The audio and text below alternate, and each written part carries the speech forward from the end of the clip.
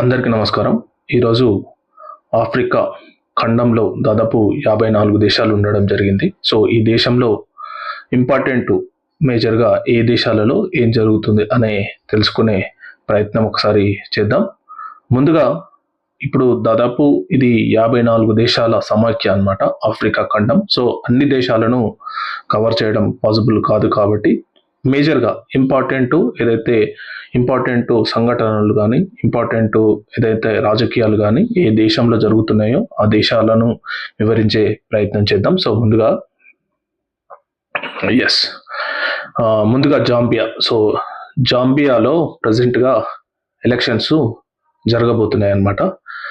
ప్రజెంట్గా ఉన్న అధ్యక్షుడు ఎవరైతే ఉన్నారో అధ్యక్షురాలు ఇచిలాంటెన్, ఆమె మళ్ళీ పోటీలో ఉండడం జరుగుతుంది. కానీ ఇదివరకు ఉన్న పరిస్థితులు ఇప్పుడు లేవు. ఎందుకంటే అక్కడ దాదాపు అన్ఎంప్లాయ్మెంట్ అనేది విపరీతంగా పెరిగిపోవడం, ప్లస్ నిరుద్యోగం తాండవించడం, ద్రవ్యోల్బణం పెరగడం. సో ఇలాంటి విషయాలలో ఆ దేశం అనేది చాలా వెనుకబడడం జరిగింది. ముఖ్యంగా జాంబియా క్యాపిటల్ అయిన లుకాసాలో లివింగ్ కాస్ట్ చాలా ఎక్కువగా కావడం జరిగింది. సో అదొక పెద్ద మైనస్ అనమాట. సో ఈసారి ఈ టర్ము గెలవదా అనేది చూడాలన్నమాట. సో అక్కడ మాత్రం ప్రజెంట్గా రాజకీయ ప్రచారాలు మాత్రం జోరుగా జరుగుతున్నాయి. ఇది జాంబియా. నెక్స్ట్ జింబాబ్వే ఒకసారి మనం పరిశీలిస్తే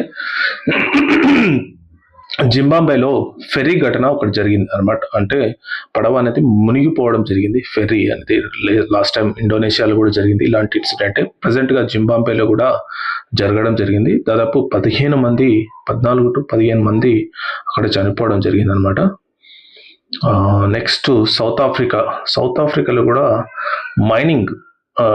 ఇల్లీగల్ మైనింగ్లో దాదాపు 14 మైనర్ బాయ్స్ చనిపోవడం జరిగింది. ఇది ఒక పెద్ద నేషనల్ ఇష్యూగా మారబోతుంది సౌత్ ఆఫ్రికాలో.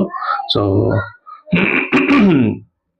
నెక్స్ట్ డిఆర్ కాంగోలో మనందరికీ తెలిసిందే ఎబోలా వ్యాధి అనేది చాలా ఉధృతంగా వ్యాపిస్తుంది. దాదాపు 2000 మందికి అక్కడ చనిపోవడం కూడా జరిగింది. ఒక 4000 మందికి సోకడం జరిగింది ఈ వ్యాధి. దాదాపు 2000 మంది చనిపోవడం జరిగింది. ఇంకా మరి బాధాకరమైన విషయం ఏంటంటే అక్కడ హెల్త్ వర్కర్స్ సమ్మెలో పాల్గొంటున్నారు.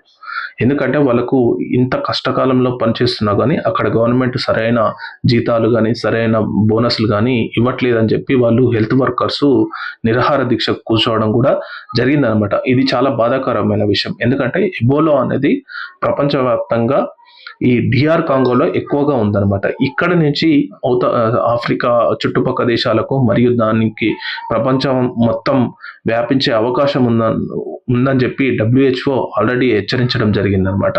సో అయినా అక్కడ గవర్నమెంట్ మరి సీరియస్గా తీసుకుంటుందో లేదో కానీ అక్కడ హెల్త్ వర్కర్స్ పైన కాన్సన్ట్రేట్ చేయాల్సిన అవసరం ఈ దేశానికైతే ఉందన్నమాట. నెక్స్ట్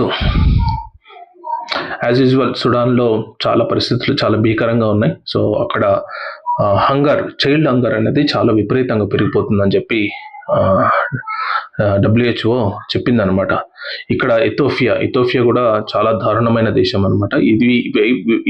ఈ 3 దేశాలు అయితే ఆఫ్రికాలో చాలా దారుణంగా ఉంటాయి. సోమాలియా ఒకటి, ఇథోపియా ఒకటి, సూడాన్ ఒకటి. ఈ 3 దేశాలు మాత్రం చాలా భయంకరంగా ఉంటుందన్నమాట. ఇక్కడ సోమాలియా అనేది ఒక పెద్ద డ్రగ్స్ మాఫియా పెద్ద అడ్డాగా ఉంటుందన్నమాట. సో ఇథోపియా అయితే చాలా ఆ దేశం అనేది కరెన్సీ విషయంలో కానీ సో లివింగ్ ఆఫ్ కాస్ట్ విషయంలో కానీ చాలా దారుణం. అంటే WHO స్టాండర్డ్స్కి ఏం మాత్రం పనికి రాకుండా అక్కడ ఫుడ్ కూడా ఇబ్బంది పడే పరిస్థితి అనమాట. న్యూట్రిషన్ కూడా ఏం లేకుండా, పోషక పదార్థాలు కూడా ఏం తినకుండా అక్కడ పిల్లలు కూడా చాలా బలహీనులుగా పుడతారనమాట. సో మేజర్గా సుడాన్ ఒకటి, సౌత్ సుడాన్ ఈ ప్రాంతంలో సౌత్ సుడాన్లో కూడా ఇలాంటి పరిస్థితులే ప్రజెంట్గా ఉన్నాయన్నమాట.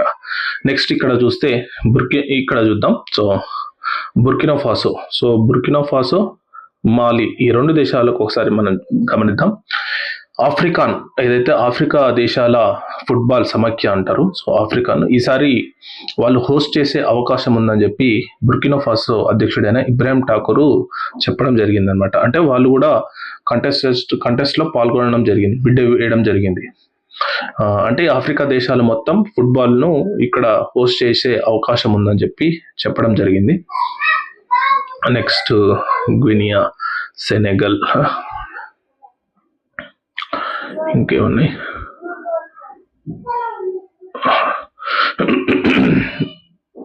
ఇంకా మొరాకో ఒకసారి చూద్దాం.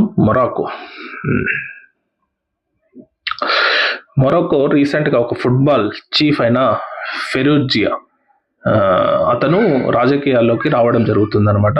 మేబీ చాలా మంది అంటారు ఏంటంటే కాబోయే ప్రైమ్ మినిస్టర్ కూడా అని చెప్పి చెప్పడం జరుగుతుంది. ఇది ఎంతవరకు అతను మరి రాణిస్తాడా లేదా అనేది చూడాలి.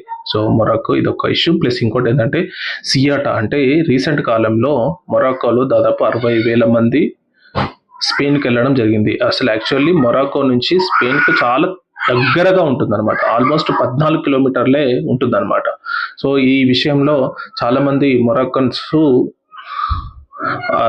స్పెయిన్కు అంటే యూరోప్కు వెళ్ళి స్పెయిన్ నుంచి యూరోప్కు వెళ్ళే ప్రయత్నం చేయడం జరిగింది. కానీ స్పెయిన్ చాలా స్ట్రిక్ట్గా వాళ్ళను మళ్ళీ రిటర్న్ పంపించడం జరిగింది అనమాట. మేజర్గా ఇక్కడ ఆఫ్రికాలో ఉండే నిరుద్యోగం తాండవించడం, సో ఇలాంటి విషయాలు, రాజకీయ అనిశ్చితి ఇలాంటి కారణాల వల్ల యూరోప్కు వెళ్ళే ప్రయత్నం వీళ్ళంతా చేయడం జరిగింది అనమాట మొరాకో ద్వారా. సో కానీ అది స్పెయిన్ గవర్నమెంట్ చాలా స్ట్రిక్ట్ రియాక్షన్ తీసుకోవడం జరిగింది.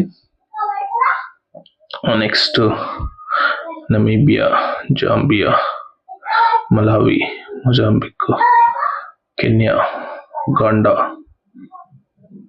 Chad, Nigeria, Burkina Faso. So మేజర్గా ఇదండి ఆఫ్రికాలో మేజర్గా జరిగే ఇష్యూస్ గురించి కొన్ని దేశాలలో ప్రజెంట్గా మేజర్ ఇష్యూస్ అయితే ఏవైతే జరిగినాయో వాటిని వివరించే ప్రయత్నం చేశాము. So thank you very much.